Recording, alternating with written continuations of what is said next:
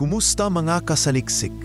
Sa panahon na yon na halos lahat ay kayang kuhanan ng kamera, may mga bagay pa rin sa mundo na mas lalo lang naging misteryoso kapag nasa pool ng lente ng drone. Kaya mula sa ritual sa gubat, sa likod ng isang kubo, hanggang sa Slenderman na nahuli sa kamera sa gitna ng kagubatan, ay pag-usapan natin ang 10 nakakakilabot na tagpo na nasaksihan mismo mula sa himpapawid. Kaya kung handa ka na, ay simulan na natin. Number 10. Ang ritual sa gubat sa likod ng kubo. Habang paikot-ikot ang drone ng 2 kabataang adventurer sa gitna ng madilim na gubat, isang kakaibang tanawin ang bimungad sa kanila. Sa likod ng isang lumang kubo, may nakitang kulungan at isang lalaking nakasuot ng kakaibang damit habang may hawak na tila baston o staff. Parang eksena mula sa isang kulto.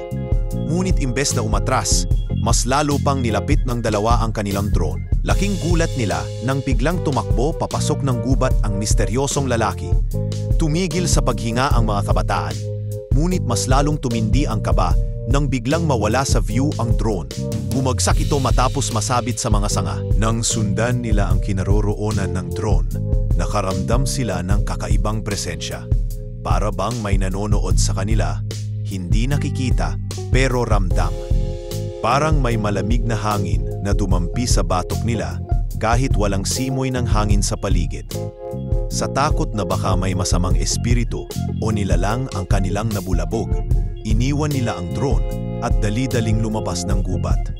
Sa footage na naisave sa drone, bago ito bumagsak, makikita ang lalaking tila isang shaman at ang sinumpang lugar na parang may ginagawang sagradong seremonya.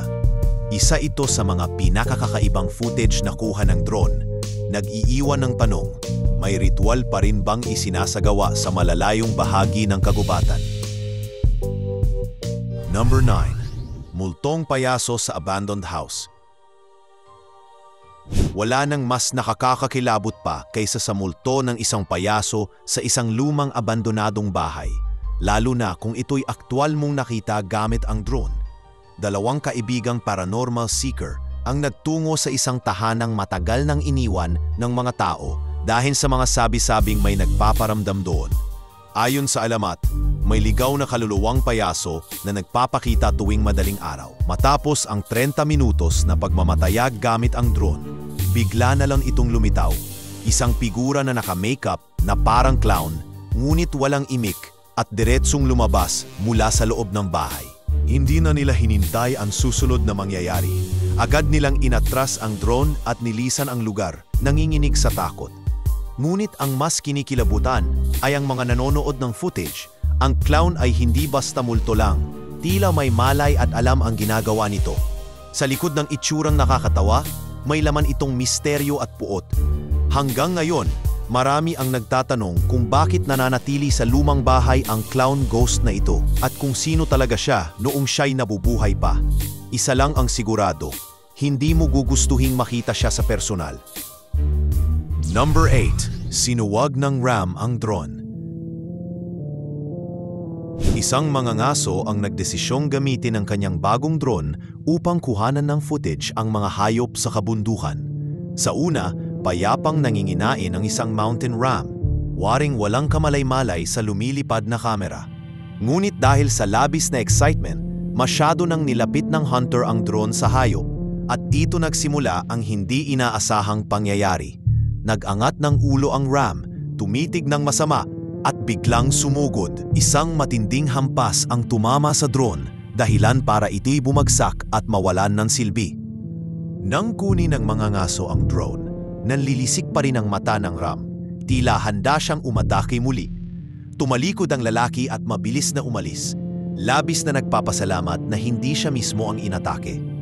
Ang video ay mabilis na kumalat sa social media at mansilbing paalala sa mga nature lovers, hindi lahat ng hayop ay pwedeng lapitan, lalo na't sila ay nasa kanilang natural na teritoryo. Minsan, mas mainam pa rin ang magmasid mula sa ligtas na distansya kaysa mapahamak sa isang ram na may attitude. Number 7. Nilalang sa abandoned factory. Excited pa sana ang dalawang magkaibigan nang dalhin nila ang kanilang drone sa isang lumang pabrika na matagal nang hindi pinapasok ng tao. Pero ang kasiyahan ay biglang napalitan ng kilabot nang sa mismong unang ikot pa lang ng drone ay may nakita silang anino ng isang kakaibang nilalang. Hindi ito mukhang tao, ang mukha ay baluktot, ang kilos ay parang halimaw sa horror movie. Sa halip na umatras, pumasok pa sila mismo sa gusali para kumpirmahin ang nakita nila. Pagpasok nila, isang malamig na katahimikan ang bumalot sa paligid. Hanggang sa may nakita silang mga paa na tila nagyelo, nakalambitin mula sa kisame. Maya-maya, isang malakas at hindi makataong sigaw ang umalingangaw sa buong gusali. Mabilis silang tumakbo palabas at agad na ipinaalam sa mga pulis ang nakita. Ngunit nang magsagawa ng investigasyon, wala ni isang bakas ng nilalang o kakaibang ebidensya ang nakita.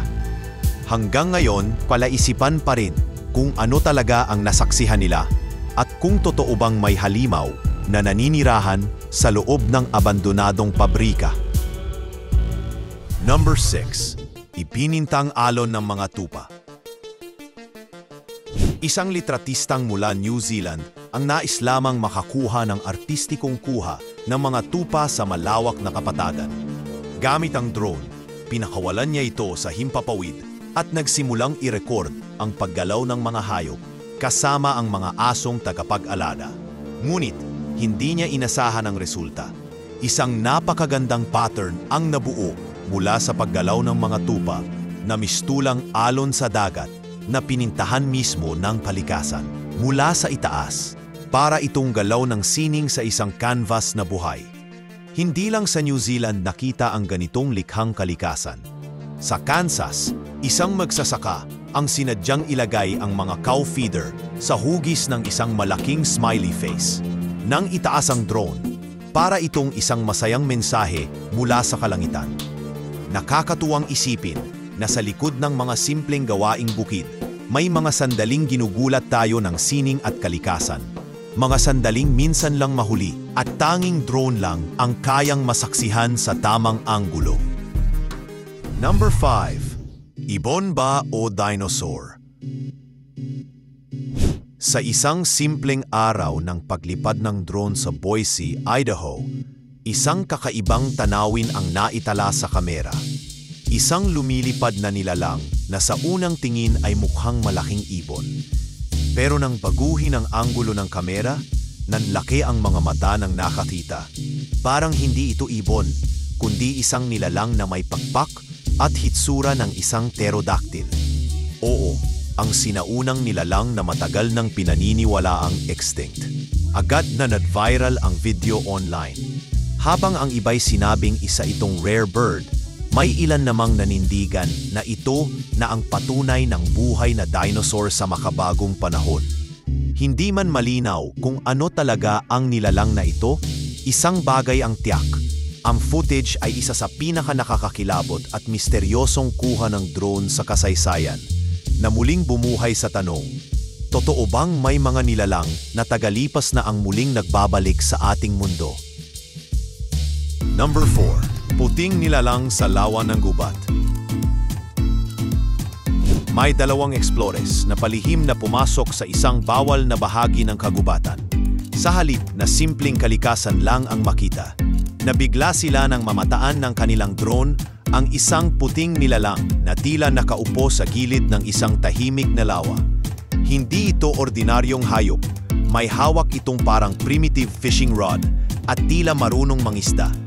Habang nilalapit pa nila ang drone, mas lumilinaw ang itsura ng nilalang. Malaki, maputi at parang isang albino na unggoy na sobrang laki. Ngunit sa halip na matakot, lalo silang na-excite sa ideyang baka ito na nga ang alamat ng Yeti, ang sinasabing halimaw sa yelo na bihirang makita ng tao. Tahimik lang ang nilalang, walang pakialam sa drone at patuloy sa ginagawa nito. Parang sadyang pinapakita lang ang sarili sa mga mapangahas. Para sa dalawang explorers, ito ang hindi nila inaasahang tuklas. Isang nilalang na akala ay kathang-isip lang, ngayon ay nasa harap nila. Tahimik, totoo at misteryo. Number 3. Lumilipad na nilalang sa New Zealand. Noong December 6, 2018, sa ibabaw ng Browns Island sa New Zealand, may mga tao na nakakita ng kakaibang nilalang sa langit. Hindi ito eroplano. Hindi rin ito drone.